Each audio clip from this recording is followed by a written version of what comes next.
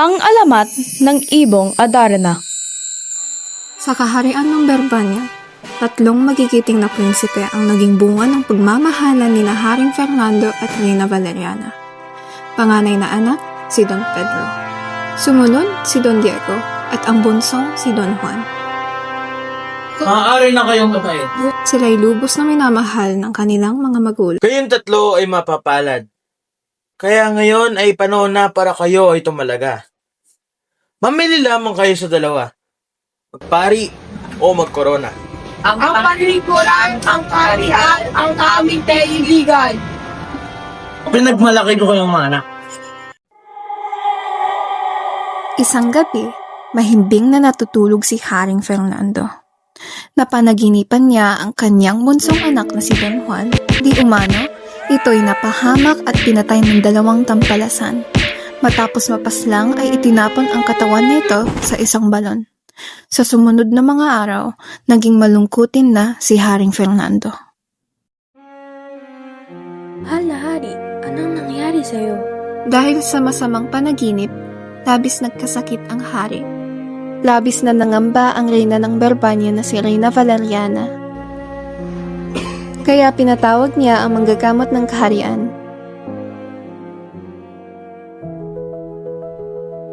Ang sakit mo po, mahal na hari ay bunga na iyong napanaginipan. Ito ay mayroong iisang gamot lamang. Ang tinig ng ibang agano. Ang tinig lamang ng ibang ito ay ang makapagpapagaling sa iyo. Ito ay tumatahan sa kabundukan Tabor, kung saan makikita ang puno ng Piedras Blancas, punong tirahan ng ibang agano. Pagkatapos ng ilang araw, ay pinatawag ng hari ang kanyang mga anak. Pedro, Ay, ano iyong kailangan? Don Pedro, anak. Hanapin mo ang Ibong Adarna para ako'y gumaling na. Opo, tatay. Sinunod ni Don Pedro ang inutos ng kanyang ama.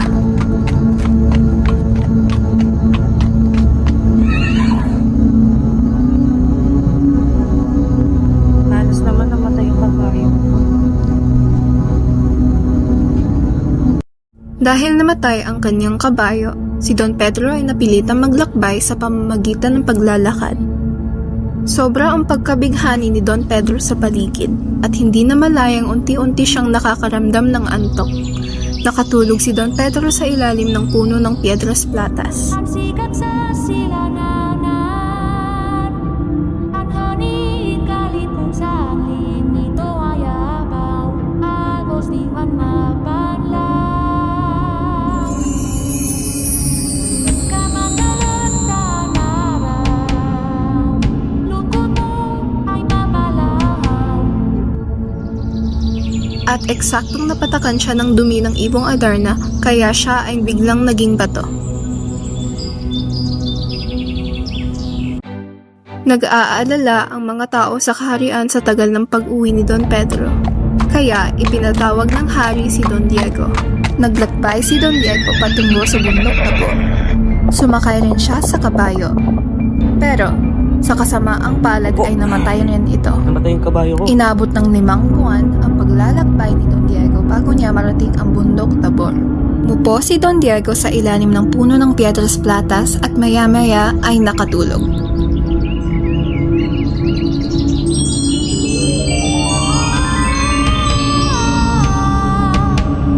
Eksaktong tumahan rin ang Ibong Adarna sa puno at tulad rin sa nangyari kay Don Pedro, naging bato din si Don Diego dahil napatakan ng dumi ng ibon.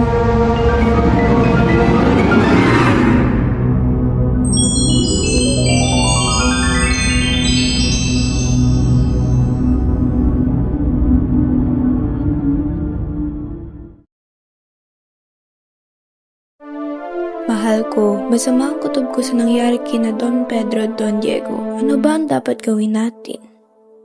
Nasaan si Don Juan?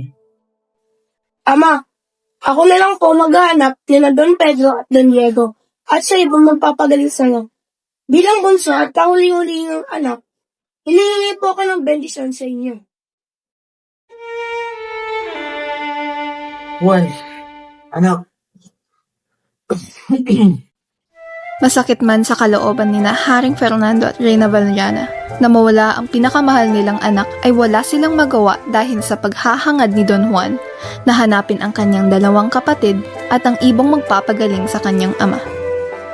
Tanging baon lang ni Don Juan sa kanyang paglalakbay ay 5 pirasong tinapay at ang penitensya ng Diyos sa kanya. Hindi siya nagdala ng kabayo. Sa halip ay naglakad. Habang siya ay naglalakbay, may nakasalubong siyang isang leproso.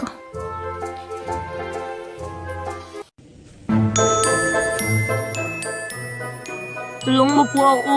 Ako'y gutom na. Sa'yo na lang po yung tinapay. Sila po humingi ng tulong sa inyo. Paano po ba hulihin ang mahiwagang ibong Adarna? May isang ermitanyo makakatulong sa iyo. Ninirahan to sa isang dampa na matatagpuan mo malapit sa puno ng Piedras Blancas. Nilitian siya ng matandang leproso at saka biglang naglaho na parang bula. Ipinagpatuloy niya ang paglalakbay hanggang sa marating niya ang dampang tinutukoy ng leproso.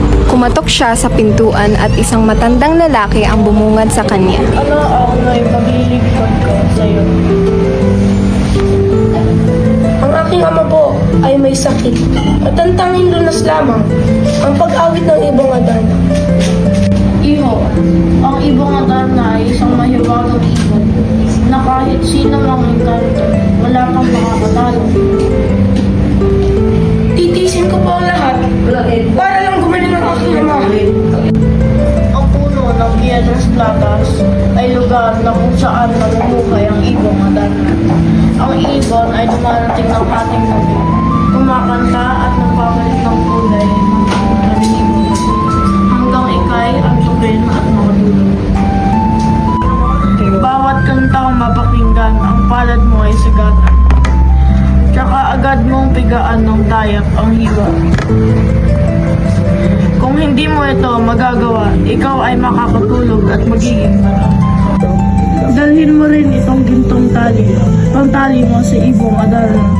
Ibuhos mo ang panggang na ito na puno ng tubig sa 2 bato na nasa ilalim ng Piedras Blancas. Tumayo ka na. Ito'y oras ng pagdating ng ibong Adarna. Tumayo ka na. Ito'y oras na ng pagdating ng ibong Adarna.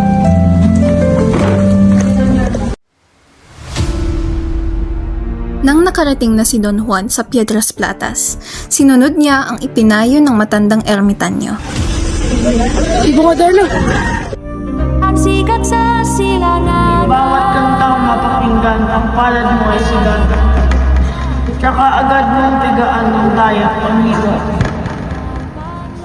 Kung hindi mo ito magagawa, ikaw ay makakatulog at magiging malam. Lungkot mo ay mapalahan kapag lumuhawan, kadiliman ay hagapan. Dalhin mo rin itong gintong tali, pangtali mo sa ibong Adarna.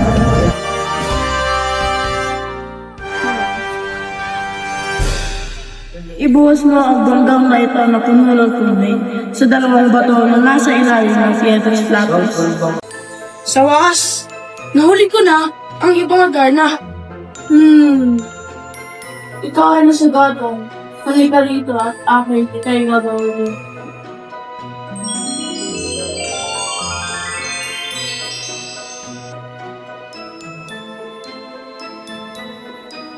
Ito ang hawla ng ibong Adarna. Kuwento nyo, bago po ako umalis, maaari bang humingi na basta sa inyo?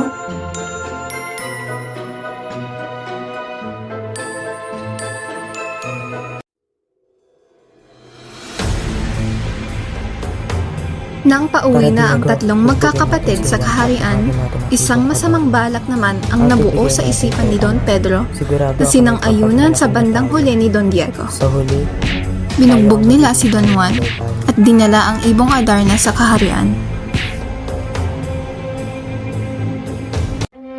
Nasaan si Don Juan? ka namin. Alam kong nasaan na aming kapatid. Ngunit bumalik kami para kayo ay dumating. O Ibong Adara, ikaw ay umangat na. Ngunit hindi kumanta ang mahiwagang ibon at nawala ang kulay neto. Pagkat wala ang tunay na nakahuli neto. Dahil doon, sumama lalo ang pakiramdam ng hari at nagtaka siya sa kinahihinakbay. Lumipas ang mga araw. Iyo, malubha ang mga sakit ninyo. Bumuti na ang kalagayan ni Don Juan at handa nang umuwi dahil sa tulong ng matandang lalaki. Naglakbay siya pabalik sa kaharian ng Berbanya. Natuwa ang hari sa pagbalik ni Don Juan. Ama, ako yan dito na. Juan, anak, Nang nakita si Don Juan ng Ibong Adarna, bigla ito kumanta at nagkakulay muli. Dahil sa kanta ng Ibong Adarna, bumalik ang lakas ng hari at naging masigla at masaya na ulit ang buong Berbanya. Dahil sa kanta ng Ibong Adarna, bumalik ang lakas ng hari at naging masigla at masaya na ulit ang buong Berbanya. Dahil sa kasamaang ginawa ni Don Pedro at Don Diego, ninanais na tanggalan ng karapatan ni Haring Fernando ang dalawang prinsipe. Ama, patawarin mo na sila. Pinatawad sila ng hari dahil sa kahilingan ni Don Juan. Habang nagbabantay si Don Pedro sa ibon, may naisip siyang bagong kataksilan. Don Diego, pabantayan natin kay Don Juan ang ibon at pakawalan habang natutulog siya.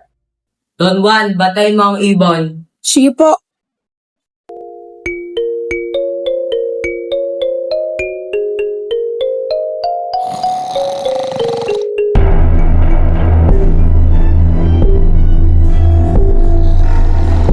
Pinakawalan nila ang Ibong Adarna sa hawla kung saan ito nakakulong habang tulog si Don Juan.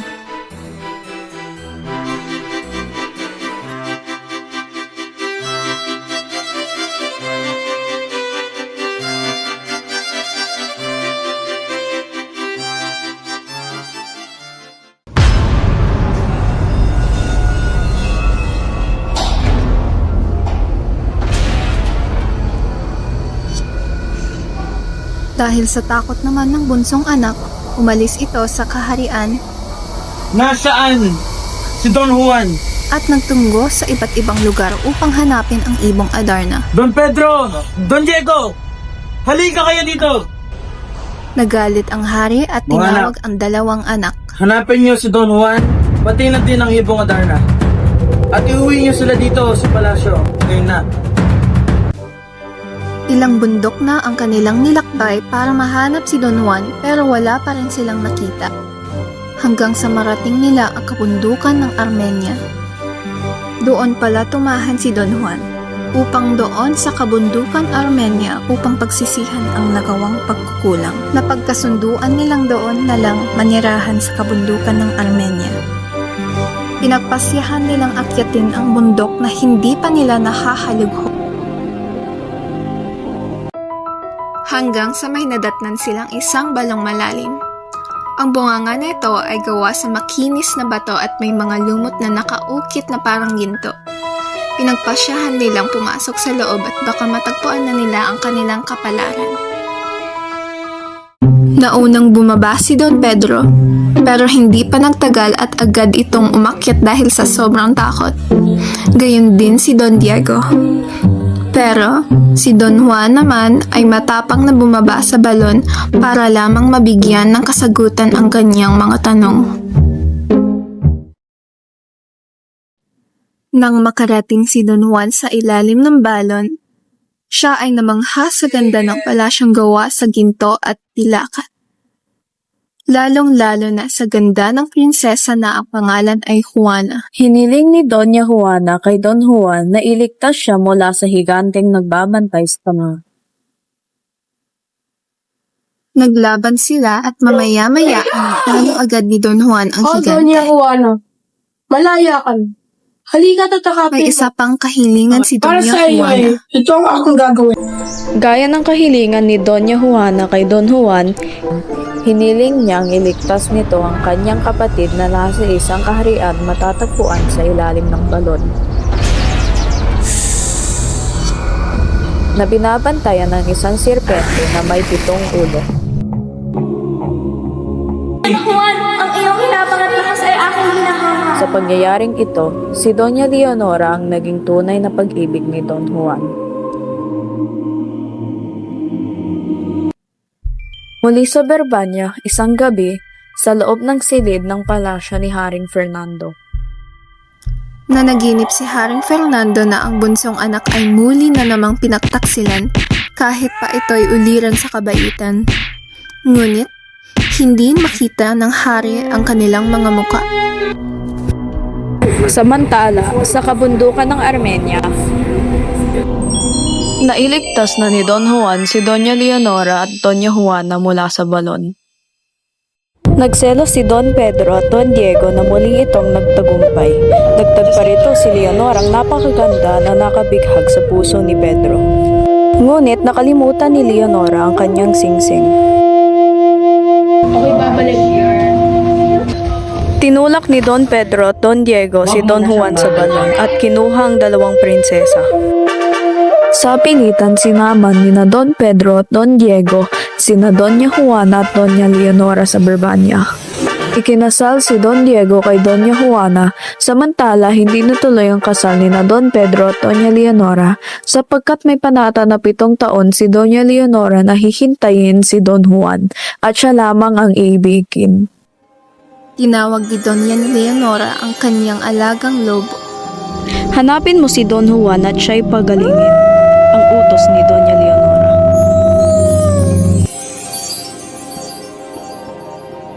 At sa wakas ay natagpuan na ng lobo na ipinadala ni Doña Leonora si Don Juan sa loob ng balon. Pabalik na si Don Juan sa Berbanya nang siya'y makaramdam ng pagod. Saglit siyang nagpahinga at nakatulog sa ilalim ng isang puno. Hindi inaasahang dumating ang Adarna at umawit upang gisingin si Don Juan. Natuwa si Don Juan nang makita niya muli ang ibong Adarna. Ibong Adarna. Sa halip na magbalik si Don Juan sa Berbanya, siya ay nagtungo sa kaharian ng De los Cristales at doon nabighangi sa kagandahan ni Doña Maria Blanca na lililigo sa ilog. Hoy, damit ko yun! Patawad po. Hindi ko po sinasadya. Pinapatawad na kita.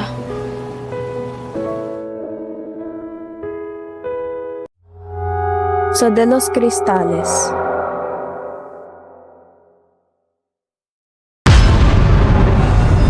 Ano ang pangalan mo? Saan ka nanggaling at ano ang iyong sadya? Mahal na hari, ang pangalan ko po ay Don Juan. Ako'y nanggagaling sa kaharian, Berbanya. At andito po ako upang ipahayag ang aking nararamdaman sa anak mo, si Doña Maria Blanca. Kung gayon, bibigyan kita ng mga pagsubok na kailangan mo pagtagumpayan bago mo makuha ang aking anak.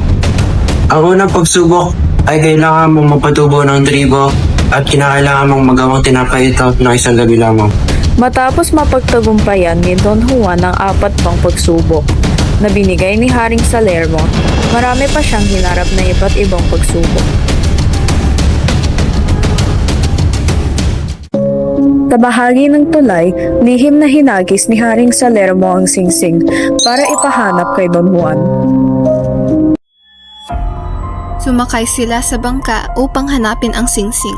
Tadtarin mo ako upang maging isda ako para mahanap ang singsing at huwag kang matutulog. Naging isda si Doña Maria Blanca. Don Juan, sabi ko huwag kang matutulog! Pero nakatulog si Don Juan at hindi nahanap ni Maria Blanca ang singsing. Nagalit si Doña Blanca kay Don Juan dahil nakatulog siya at di niya nakuha ang singsing, kaya kailangan niya ang magmadali. At muli namang pinatadtad ni Doña Maria Blanca ang kanyang katawan. At dahil dito ang kanyang daliri ay nahulog sa tubig.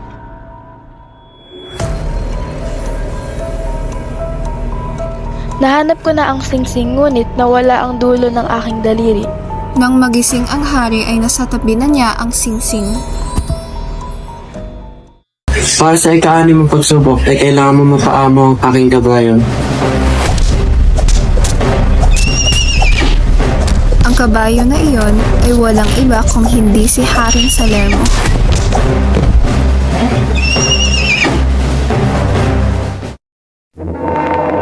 Dumating na ang susunod na araw. Don Juan, ngayong araw na ito ay iyong huling pagsubok. Sundan mo ako.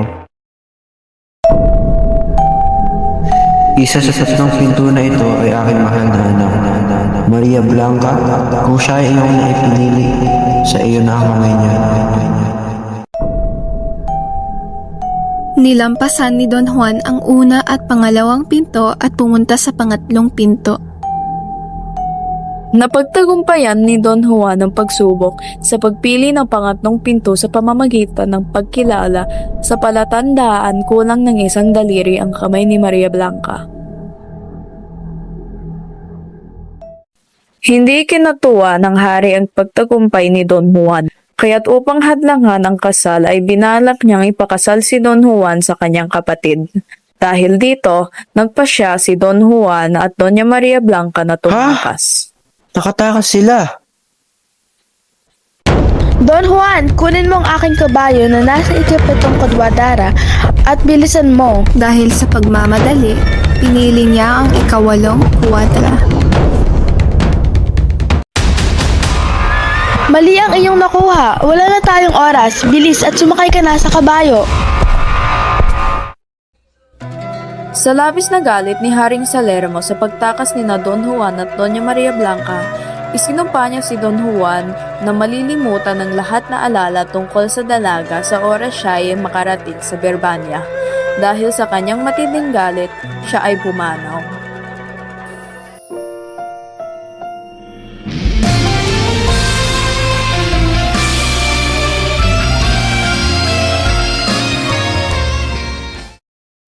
Aking mahal, dapat manatili ka dito habang ako'y babalik sa kahariang Merwania. Pero paano hinihintay ng ibang babae? Hindi ko gagawin yan. Ito ang pangako ko sa'yo. Mamahalin kita hanggang sa katapusan ng mundo. Nagpaalam muna sila sa isa't isa bago lumisan si Don Juan pabalik sa Berbania. Naglakbay siya pabalik sa kaharian ng Berbania. Don Juan! Nakalimutan ni Don Juan ang kanyang pangako kay Doña Maria Blanca. Don Juan, aking mahal, ako'y maligayat ikaw bumalik para sa akin. Amang hari, ako po'y magpapakasal kay Don Juan. Siya po ang aking tunay na mahal. Kung ganoon, ika'y ikakasal. Nakarating kay Doña Maria Blanca ang balitang magaganap sa Berbania, ang kasal ni na Don Juan at Doña Leonora, kaya't pumunta siya roon upang pigilan ito. Nagtapos sa akin si Don Juan, hindi dapat ito mangyari, siya ay para sa akin lamang.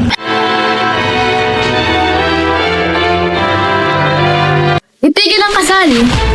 Manahimik! Anong ibig sabihin nito? At sino ka? Pasensya na po. Ipinaliwanag ni Maria Blanca na isa siyang emperatris na nagmula sa ibang bansa at nais niyang makita ang dalawang tao ay kakasal. Maaari, Emperatriz. Ipinakita ni Doña Maria Blanca ang prasko na may 2 tao na may hindi pamilyar na kasuotan. Pinapalo ng babae ang lalaki upang maalala ang kanilang nakaraan na pagmamahalan. Aray!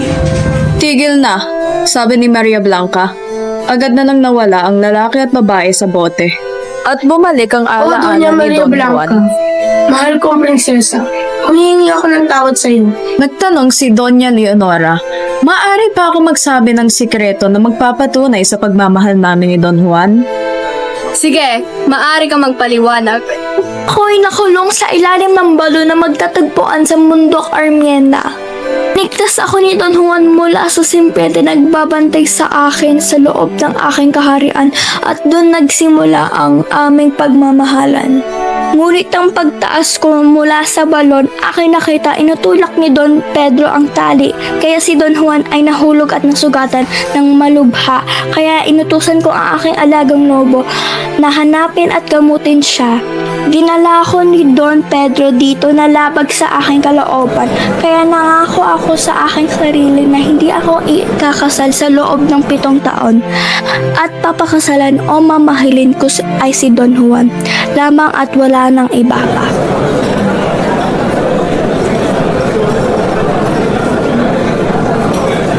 Ang naunang prinsesa ang nararapat na pagkasalan ni Don Juan. Sa galit ni Doña Maria Blanca, pinabaha niya ang palasyo. Pakiusap, aking mahal. Maaari mo bang ihinto ang pagbaha sa harian? Ako'y nangangako na hindi kita makakalimutan. Nakiusap si Don Juan sa hari na pahintulutan siya makasalan si Doña Maria Blanca dahil ito ang kanyang tunay na minamahal. Pagkatapos ay humarap siya kay Doña Leonora at humingi ng tawad sapagkat si Doña Maria Blanca ang kanyang tunay iniibig. Sige Don Juan, ikay aking hindi nakukulitin at papahirapan pa. Maaari mo nang pakasalan si Doña Maria Blanca.